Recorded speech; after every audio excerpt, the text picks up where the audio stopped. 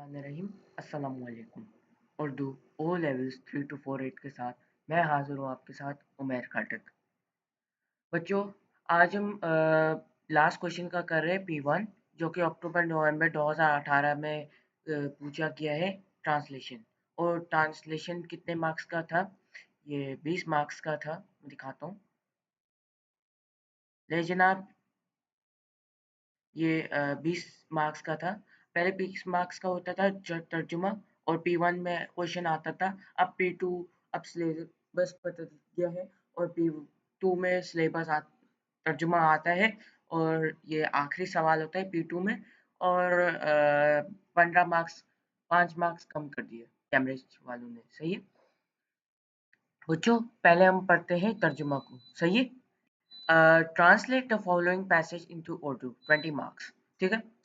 Ask an Englishman what is hardest thing to learn, and he will probably tell you that the learning a foreign language is top of the list. This is because England is a country where most of population speak only one language. This means that they do not get many chances to hear people speaking out other languages.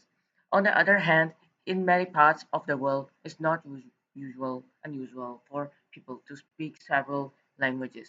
Take my old Pakistani friend Ghulam Ali as an example. His mother tongue is Hindi, but uh, because he grew up in Peshawar, he also speaks Pashto. His parents taught him Urdu and went to private school where he learned English. He studied Arabic at the mosque when he was a child. As well as these languages, he had taught himself Persian because loves the poetry. It is said that you need a special talent to learn English languages, but I think that is wrong. You need to strong willpower and as many chances to use it as possible. Most important of all, you have to be prepared to make lots of mistakes and be laughed at. बच्चों, ये मैंने इबारत को पढ़ लिया है।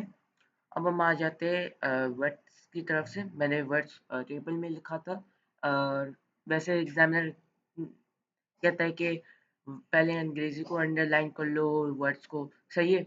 जुमले से जुमला लिखना है, लफ्ज से लफ्ज नहीं लिखना है, जैसे कि आपको प्रीवियस क्लासेस में आपको बताया था। ठीक है। अब हम चलते हैं वर्ड्स इंग्लिश टू उर्दू में। इंग्लिशमैन या अंग्रेज, अंग्रेज भी कह सकते हैं। हार्डेस्ट थिंग यानी कि सबसे मुश्किल चीज। ठीक है। और इसके अलावा फॉरेन लैंग्वेज, गैर मुल्की जुबान। फॉरेन लैंग्वेज यानी कि गैर मुल्की जुबान। टॉप ऑफ द लिस्ट, फहरिस्त में सबसे ऊपर। इंग्लैंड यानी कि इंग्लैंड, पॉपुलेशन आबादी। स्पीक ओनली वन लैंग्वेज, सिर्फ एक जुबान बोलना। ऑन द अदर हैंड, दूसरी तरफ, नॉट यूजुअल, आम, या तो फिर कोई चीज, कोई गैर मामूली बात नहीं। ठीक है। सेवरल लैंग्वेजेस, कई जबानी। पाकिस्तानी फ्रेंड, पाकिस्तानी दोस्त। गुलाम अली यानी कि गुलाम अली, मदर टंग, मादरी जुबान। हिंदको को कहते हैं। Grow up in Peshawar, Peshawar में पालना या फिर पढ़ना। पश्तो यानी कि पश्तो हम कहते हैं। पेरेंट्स टॉट हिम उर्दू यानी कि वालिदैन ने उर्दू सिखाई। और प्राइवेट स्कूल या तो फिर प्राइवेट स्कूल भी कहते हैं, या तो फिर निजी स्कूल में कहते हैं। ठीक है। लर्न इंग्लिश, इंग्लिश सीखी, या तो फिर अंग्रेजी सीखी। ठीक है। स्टडीड अरबिक यानी कि अरबी पढ़ी, या तो फिर सीखी, अरबी सीखी। ठीक है। मॉस्क यानी कि मस्जिद। और व्हेन ही वाज चाइल्ड, बचपन में। ठीक है। टॉट हिमसेल्फ पर्सन, खुद फारसी सीख ली। सही है। लव्स पोइट्री, शायरी में मोहब्बत होता है। और स्पेशल टैलेंट, खास सलाहियतें। सही है। और लर्न लैंग्वेजेस, जुबानें सीखना। और स्ट्रॉन्ग विल पावर, मजबूत इदारा, इरादा मेरा मतलब है। मेक्स लॉट्स ऑफ मिस्टेक्स, बहुत सी गलतियां करना। सही है। बी लाफ्टर, हंसाया, हंसना जाए, हंसाया जाए, या तो फिर लोगों के मजाक उड़ाना। सही है, ये हो गया हमारा इंग्लिश टू उर्दू का ट्रांसलेशन। अब हम उर्दू ट्रांसलेशन की तरफ से हम चलते हैं। ठीक है,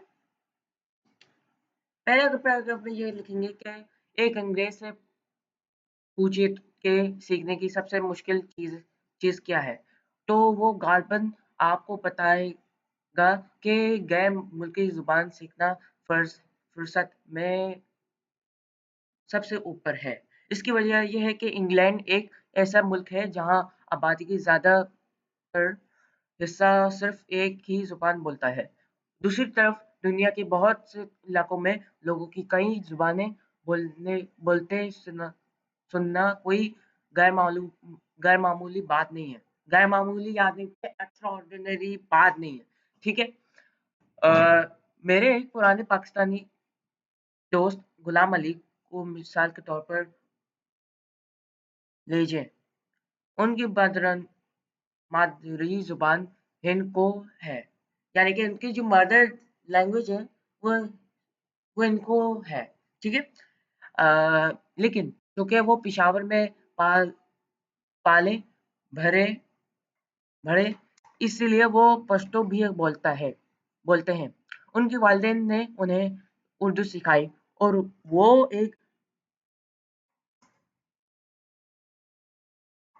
प्राइवेट स्कूल यानी कि निजी स्कूल में पढ़े जहाँ उन्होंने इंग्लिश सीखी। इंग्लिश यानी कि अंग्रेजी सीखी। इंग्लिश सीखी यानी कि अंग्रेजी सीखी। सही है, बचपन में वो मस्जिद में अरबी भी पढ़ी थी, यानी कि उन्होंने मॉस्क में अरबिक सीखी थी। सही है, अब हम आ जाते हैं थर्ड पैराग्राफ पर। ठीक है, उन तमाम जुबान उन तमाम जुबानों के अलावा वो खुद फारसी सीख चुके थे हैं, क्योंकि उन्हें शायरी में से बहुत मेहनत मोहब्बत है। कहा जाता है कि जुबानों को सीखने के लिए एक खास सलाहियत दरकार होती है, लेकिन मुझे लगा है कि ये बात गलत है। इसलिए मजबूत दरकार होता है और आपको बहुत सारी गलतियां करने और लोगों के हंसने के लिए तैयार रहता रहना पड़ता है। सही है बच्चों, मैंने तर्जुमा कर लिए हैं। आप एक बार स्क्रीनशॉट ले लें, मैं आपको दिखा रहा हूँ। और इसके अलावा मैंने इंग्लिश टू उर्दू का ट्रांसलेशन की है। और उम्मीद है कि आपको वीडियो पसंद आई होगी। अगर वीडियो पसंद आई है तो लाइक करें, शेयर करें और सब्सक्राइब करें और बेल आइकन को प्रेस करें ताकि तमाम आने वीडियो से बाखबर रह सकें। अल्लाह हाफिज़।